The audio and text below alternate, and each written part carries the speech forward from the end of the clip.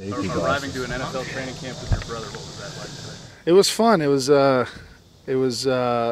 was very telling of his music taste, which wasn't great. He got fired of being DJ about 20 minutes into the drive, so I'm surprised I let it go that long. Can you tell us what was on the playlist? I don't even know. That's how bad it was, Joe. I have no idea. I've never heard of this music before. A lot of weird house stuff. I don't know. Something he picked up in Minnesota, I'm guessing. Can you kind of give us, not at the risk of getting too much of a play-by-play, but did he come pick you up this morning? Y'all drove down together? He stopped by my house. We loaded up my car. I figured since I've come here a couple times, I'd be the one to drive down here. But it was fun. It was fun to come up here with my brother and get excited for number 11. Ever think that would be a possibility? I mean, obviously in the NFL, you can end up just about anywhere.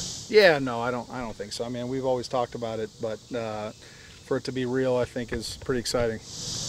Do you all have roommates here, and if so, are you rooming with him? No, we all have our own rooms, but we're in close proximity, and I've already sort of driven around the campus and let him see where all the different areas are, where we're going to be, just so he gets familiar with that. But yeah, it's exciting. I'm guessing you have a kind of line where like you want to introduce him around, but you don't want to be hovering him.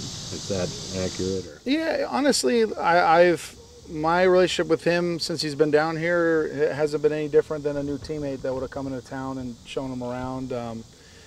As far as when we get to the facilities and things like that. But no, I mean, obviously we're brothers, so we're going to spend time together. But for the most part, I think we're teammates first here, and that's the exciting part. Ryan, I know you're a little bit limited in the spring. Are you fully cleared now? We still have some rehab to do, but I'll be ready to go game one. Ryan, what was your reaction when you heard about the front office? Yeah, obviously, I think it was a surprise to a lot of the players, and having your GM be let go a week before camp. But it's the NFL. Things happen. It happens to players all the time. So, I think fortunately for us, I think it was a smart move to bring Marty back and have that familiarity, and a guy who I thought was a competent GM to begin with. And he's here now, and I think he'll be good for us in moving forward and getting the season started. Make tomorrow a little bit easier. I mean, there's nothing. I mean, that really says moving on. The fact that you guys are on the football field, it's time to go to work. Yeah, I mean, look, there's separation there, but also obviously these are people that we work with day in and day out. But yeah, the season's here now, and there's nothing that can be done about that other than moving forward and finding a way to win. And no, go ahead.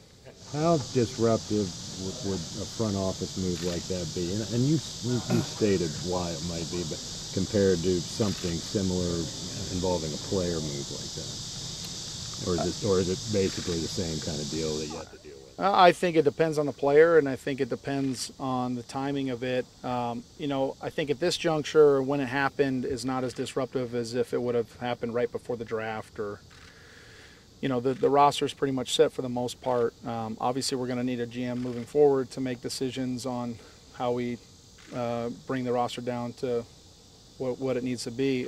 But again, I think it was a smart move from Mr. Richardson to bring Marty here, and I think he's somebody who will fill that void well and do a good job for us.